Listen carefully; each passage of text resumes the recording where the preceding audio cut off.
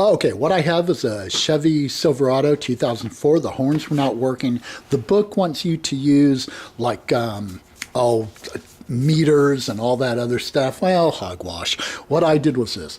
Open up your door, reach in to the steering wheel, push the horn button. This is the horn relay. You can feel the solenoid opening and closing. Right here's the fuse. The fuse, take it out, fuse is good. I also used a little test light. Every time I depressed a button, I got a light. So the problem was from here forward. What I did then was on this side, the passenger side, the horn is like right down here. Easy to get to. I just put a couple 2x4s, jacked it up, lowered it down a little bit so it's higher.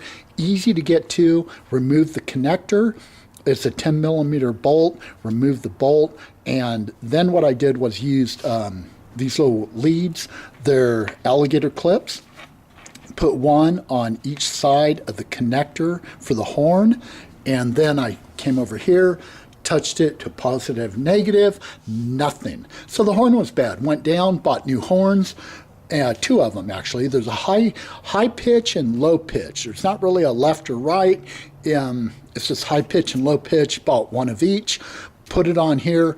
Worked perfectly. So this one I knew was bad. This one's kind of a pain to get to.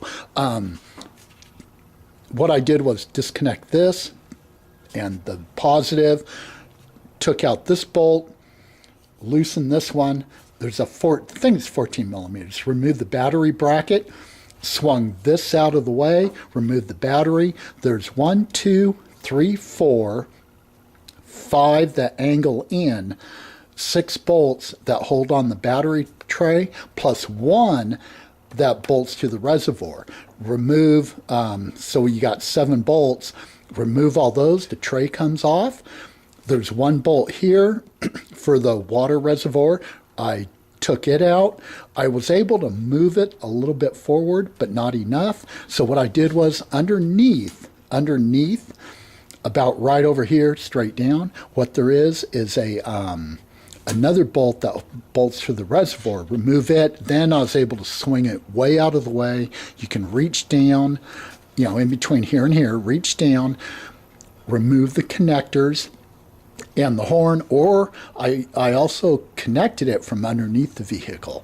Then to do the wires, splice the wires because it wasn't a GM horn, you just move forward. While this comes out, that'll come out, the headlight, remove the 2 wire connectors, remove the headlight, and I was able to pull the wires up through the little hole right down here. And you can cut and splice while you're standing up. Very, very easy to do. And then to connect everything, once you're done, once I was done, just put everything back together, and this side works too.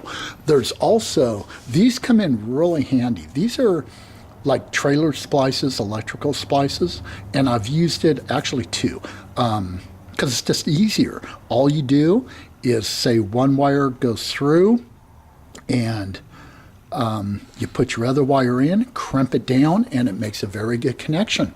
Yeah, because they came with these, and those are kind of flimsy and painful to deal with. But anyway, that's how I fixed the horn.